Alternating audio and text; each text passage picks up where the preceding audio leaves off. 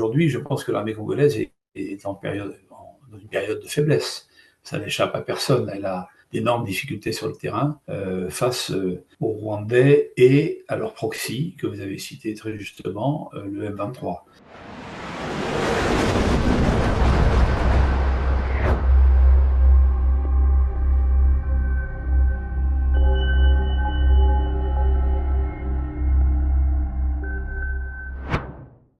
Bonjour à tous et bienvenue dans ce nouvel entretien. Aujourd'hui, j'ai le plaisir d'être avec Monsieur Jacques Hogar. Monsieur Hogar, bonjour. Bonjour, chère Julie. Merci d'être avec nous. Alors, pour rappel, vous êtes un officier supérieur de l'armée française et vous avez, entre autres, été commandant du groupement de Légion étrangère lors de l'opération turquoise au Rwanda en 1994. C'est bien ça ? Exact, c'est exactement ça. Alors justement, nous allons aujourd'hui faire un petit point sur la situation en République démocratique du Congo, mais aussi un retour historique pour mieux comprendre ce qui se passe actuellement. Et concernant du coup le conflit rwandais, comment vous expliquez qu'il s'est exporté vers le Congo et dans quelles circonstances aussi l'armée rwandaise est-elle intervenue en République démocratique du Congo ? Alors tout démarre, je dirais, pratiquement là aussi en 94, donc c'est le Front patriotique rwandais prend le contrôle du Rwanda, qui est un petit pays. Je n'ai plus son nombre de kilomètres carrés sous les yeux, mais on l'appelait la Suisse de l'Afrique parce que c'est un pays magnifique, c'est un pays au paysage fantastique, aux ressources agricoles réelles. On ne doit pas mourir de faim au Rwanda.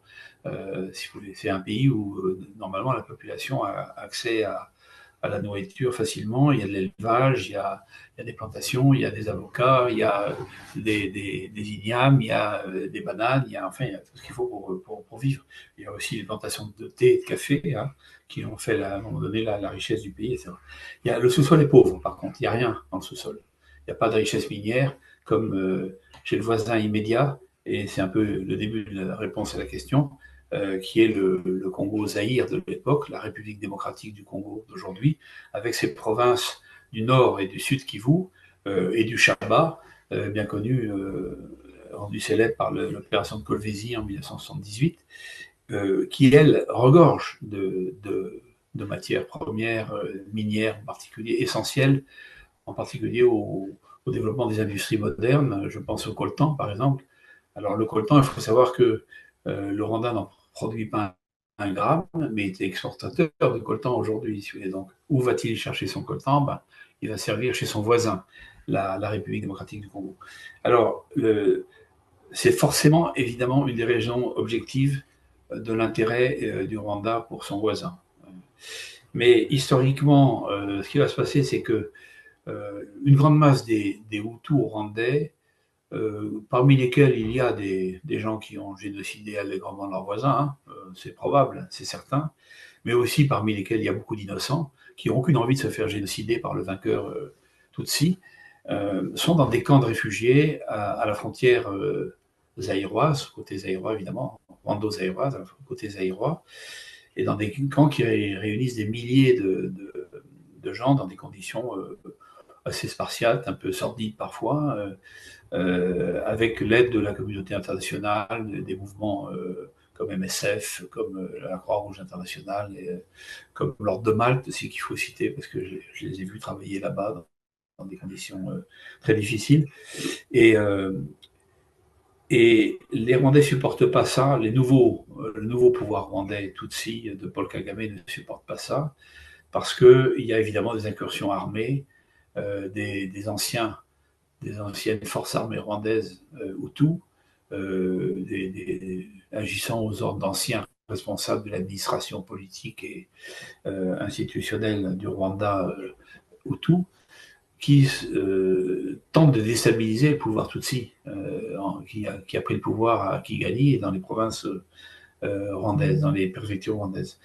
Et donc, à partir de 1996, l'armée rwandaise, Tutsi, la nouvelle armée rwandaise, l'APR, l'armée patriotique rwandaise, version militaire du Front patriotique rwandais, la rébellion qui avait conquis le pouvoir, entreprend de nettoyer ces camps.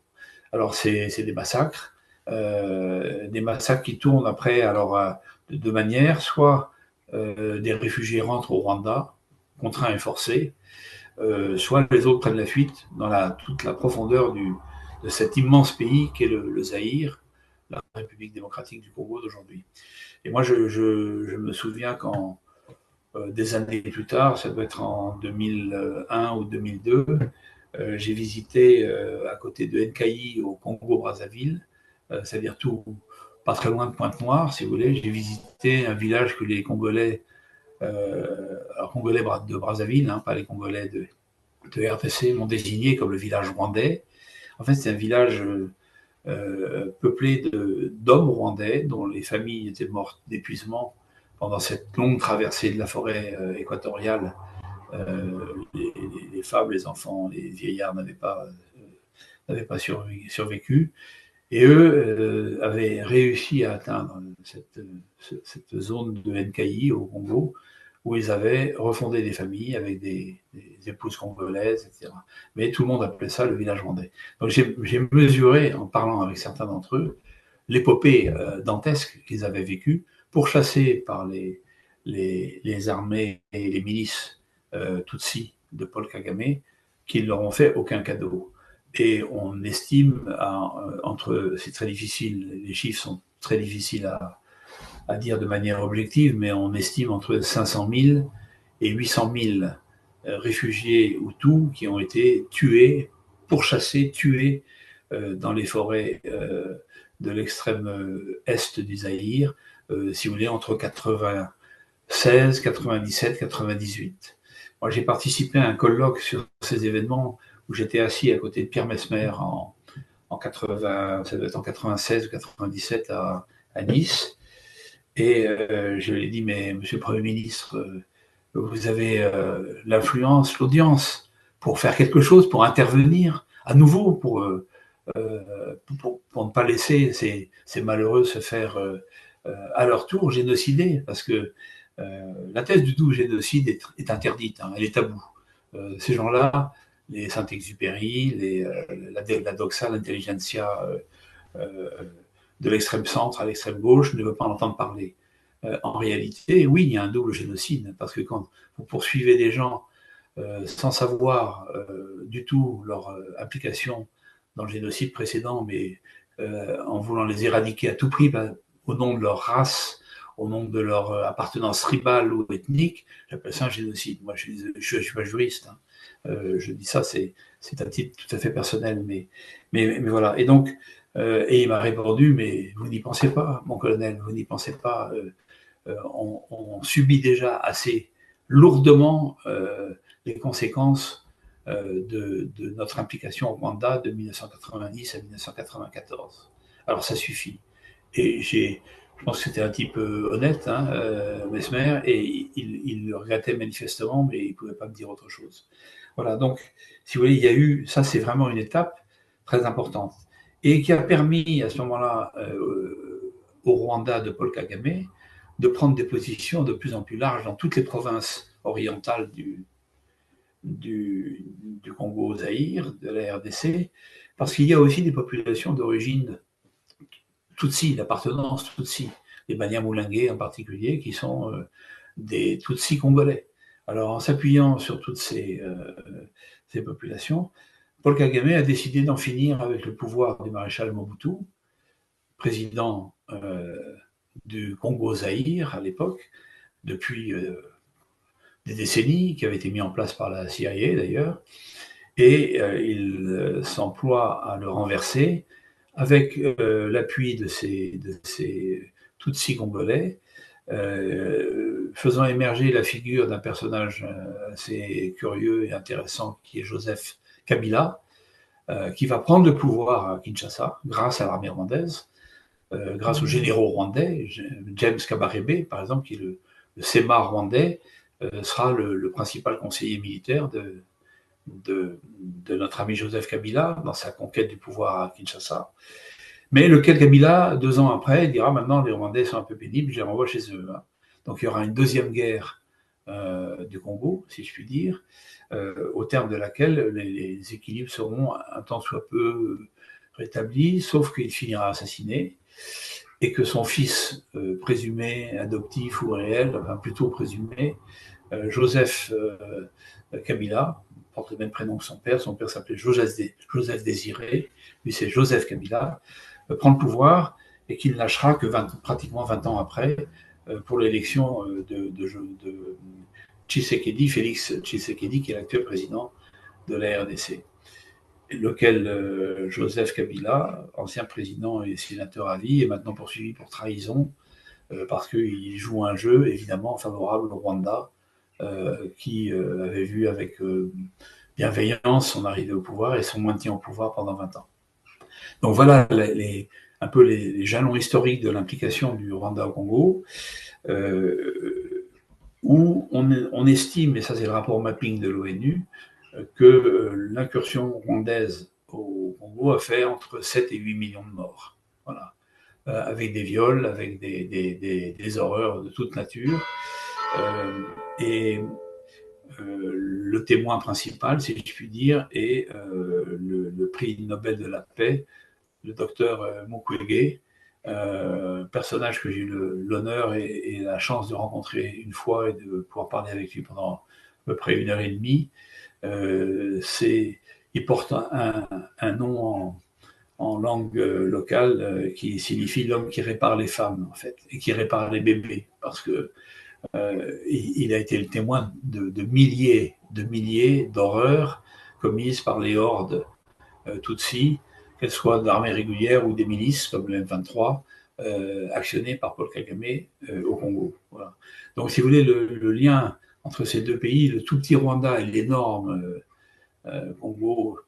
Congo-Zaïre, il est régi par l'intérêt évidemment stratégique pour le Rwanda de se doter des richesses minières de l'Est du Congo. On dit même que Kagame voudrait faire une espèce de déclaration d'annexion de ces provinces de l'Est congolais, au motif qu'il y a quelques représentants de l'ethnie Tutsi.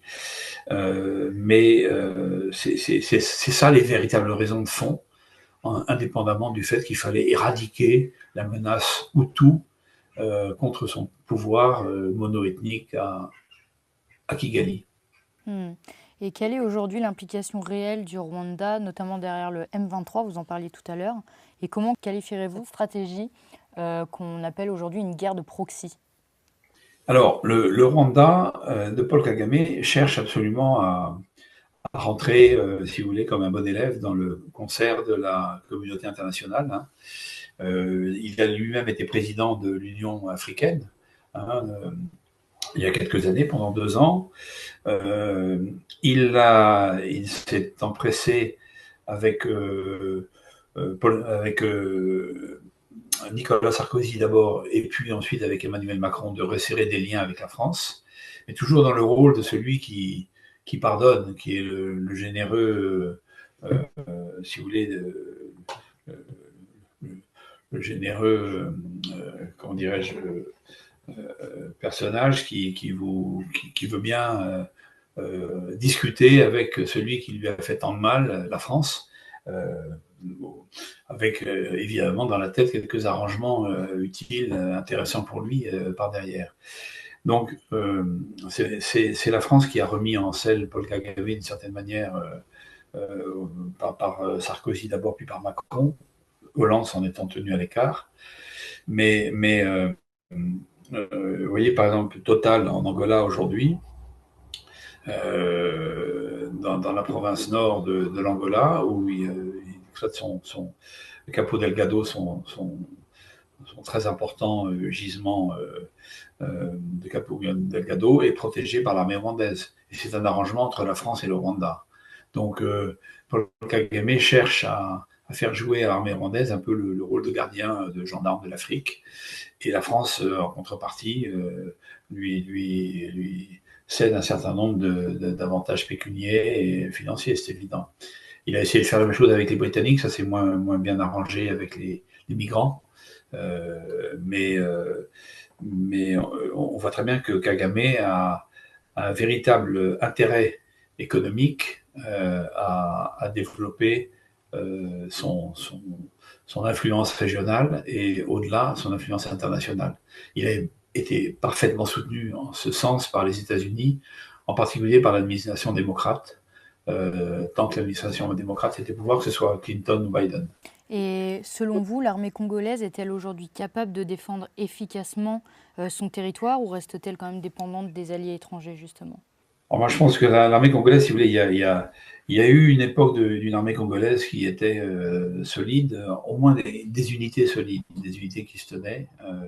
Il y avait la brigade parachutiste zaïroise, il y avait une figure majeure qui était le général Maélé, qui avait commandé le bataillon parachutiste zaïrois qui avait sauté sur Kolwezi en 1978. Mais c'était une époque où la coopération française était très présente en RDC à l'époque, au Zaïre, on disait le Zaïre à l'époque. Il y avait beaucoup de liens, même des liens d'amitié, des liens de formation. Et puis tout ça, c'est délité à partir du moment où Kagame a fait renverser Mobutu, Mobutu est parti, et où au contraire, la porte s'est fermée. Et je pense que les Rwandais qui ont pris le contrôle du Rwanda, du Congo, plutôt du Zaïre, ne voulaient pas d'une armée zaïroise forte. Eux, ils voulaient une armée congolaise soumise à une armée rwandaise qui, elle, est de grande qualité, hein, bien formée, bien entraînée, bien armée, bien équipée, etc. Et aujourd'hui, je pense que l'armée congolaise est dans une période de faiblesse. Ça n'échappe à personne. Elle a d'énormes difficultés sur le terrain face aux Rwandais et à leur proxy, que vous avez cité très justement, le M23. Alors tout ça, il y a une partie diplomatique qu'on agite pour calmer les chancelleries occidentales. C'est les accords qu'on signe, qui ne sont respectés évidemment absolument pas par les Rwandais et par la milice, mais avec des événements graves. Quand vous pensez que les Rwandais prennent le contrôle d'une ville comme Goma, Goma c'est la grande ville zaïroise de l'Est, sur la frontière rwandaise, hein, pratiquement, où moi, je me suis posé en avion en 94 en venant de Djibouti. Il y a un aéroport en dur qui est très conséquent et qui permet d'y poser des avions lourds, etc. Tout ça est sous contrôle des Rwandais, en fait, via le M23. Le M23 obéit directement à Paul Kagame. Donc ça, c'est la réalité. Je crois que personne ne peut contester. Et selon vous, que faudrait-il pour que le peuple congolais retrouve sa souveraineté sur l'ensemble de son territoire et pour que les ingérences, justement, cessent? Ça, c'est une vraie question compliquée parce que, si vous voulez, le Congo, le Zaïre, République démocratique du Congo, selon le nom qu'on veut lui donner, RDC aujourd'hui, est un pays immense. Et c'est une ancienne colonie royale belge qui était propriété du roi des Belges, qui a cédé ses droits avec l'indépendance, etc. Ce pays a d'énormes richesses, et en particulier dans la partie orientale que convoite le Rwanda précisément. Et toute l'infrastructure du pays est détruite. Vous ne pouvez pas aller en voiture de Goma à Kinshasa. C'est un pari fou. C'est une vraie aventure, hein, pour le coup. Hein. Ça veut dire qu'il faut imaginer des jours et des jours, passer des coupures humides dont les ponts sont effondrés, remplacés plus ou moins par des bacs hypothétiques,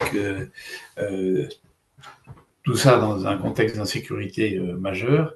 Donc, si vous voulez, c'est le premier problème, à mon avis, de la restauration de l'ordre dans ce pays, c'est évidemment de disposer d'une force armée conséquente, bien armée, bien formée, loyale, fidèle, qui ne soit pas sujette à la corruption. C'est un vrai sujet aussi. C'est possible, hein. Il y a, je vous dis, je citais le nom de ce général Maélé, très apprécié des officiers français à une époque pour sa droiture, pour son comportement au combat, pour sa loyauté, pour sa fidélité à son pays, pour l'amour de son pays, pour son patriotisme, on va dire. Il y en a, évidemment, mais il faut qu'ils aient les mains libres et les moyens pour reformer ces quelques unités, en tout cas, qui leur seraient essentielles Et derrière tout ça, il y a le développement économique, c'est-à-dire qu'il faut rebâtir une infrastructure évidente pour permettre la libre circulation à la fois de l'administration, rétablir l'autorité dans les provinces de manière ferme. Vous avez des provinces qui vivent complètement de manière autonome aujourd'hui, si vous voulez, hein, parce qu'elles sont loin, parce qu'il n'y a personne pour donner des ordres, ça n'a pas changé depuis 20 ans. Hein. Moi mes souvenirs personnels remontent à 94, ça fait 30 ans déjà, vous vous rendez compte. Mais je veux dire, les choses n'ont pas changé, elles ont empiré même, je dirais. Donc il y a évidemment restaurer l'autorité de l'État avec les moyens conséquents en termes de troupes militaires, de forces de l'ordre, bien équipées, bien armées, et loyales et fidèles, et bien payées pour éviter la corruption, etc. etc. Donc ça, c'est fondamental. Et puis, je vous dis encore une fois, remettre la main et protéger le cœur du système, c'est-à-dire les richesses minières du pays qui fichent le camp à l'étranger aujourd'hui, direction les compagnies minières américaines, britanniques, et j'en passe, hein, à travers le Rwanda. Voilà, pour parler très franchement. Il y a un très beau livre qu'il faut lire, qui est le livre de John Le Carré, qui s'appelle Le Champ de la Mission. Je le recommande aux téléspectateurs d'Omerta qui s'intéressent au sujet, parce que c'est un bouquin passionnant et qui décrit parfaitement, avec ses mots à lui, l'affrontement des grandes puissances dans la région. Pierre Péan l'a fait aussi à travers son livre, en particulier Carnage, qui resitue tout ça, mais rien n'a changé et tout a empiré même, je dirais. Pour terminer, dernière question, pourquoi la communauté internationale, selon vous, reste-t-elle aussi silencieuse aussi face aux actions du M23 et du Rwanda à l'est du Congo? Alors, encore une fois, je pense que si vous voulez, le Rwanda, malgré peut-être un petit changement d'atmosphère avec l'Amérique de Trump, peut-être, à vérifier. On en a eu des prémices, mais Trump est tellement étrange et change tellement d'avis tous les 2 jours que c'est difficile à suivre. C'est mon avis, hein. je peux me tromper. Mais en tout cas, l'impunité de Kagame, depuis qu'il a pris le pouvoir à la faveur des événements de 1994, lui, il a pris les pleins pouvoirs à partir de 2000, hein, en devenant président. Avant, il était vice-président, ministre de la Défense, homme fort de gouvernement. Mais à partir de 2000, il a tous les pouvoirs. Et il est réélu, je vous dis constamment, avec un score stalinien entre 95 et 99% des voix. Il a mis en prison une femme que je connais, pour laquelle j'ai beaucoup d'estime et d'amitié, qui est Victoire Ingabire Umuhoza, qui est rentrée dans son pays pour se présenter. Elle était jeune, donc pas concernée par les événements de 94, par le génocide. Elle est rentrée pour se présenter aux élections au Rwanda, non pas la dernière, 2024, mais 7 ans avant, 2017, si je ne dis pas de bêtises. Et elle a été immédiatement mise en prison. Elle en est ressortie un peu après, et on vient de les reconduire. Elle a laissé son mari et ses enfants en Belgique, aux Pays-Bas. Le problème de ce personnage, c'est c'est un dictateur aux mains couvertes de sang, et qui est protégé, à l'évidence, pour des intérêts économiques majeurs, qui sont ceux des États-Unis d'Amérique et des puissances anglo-saxonnes. Je suis désolé de dire des choses aussi choquantes pour certains, mais c'est la vérité la plus stricte.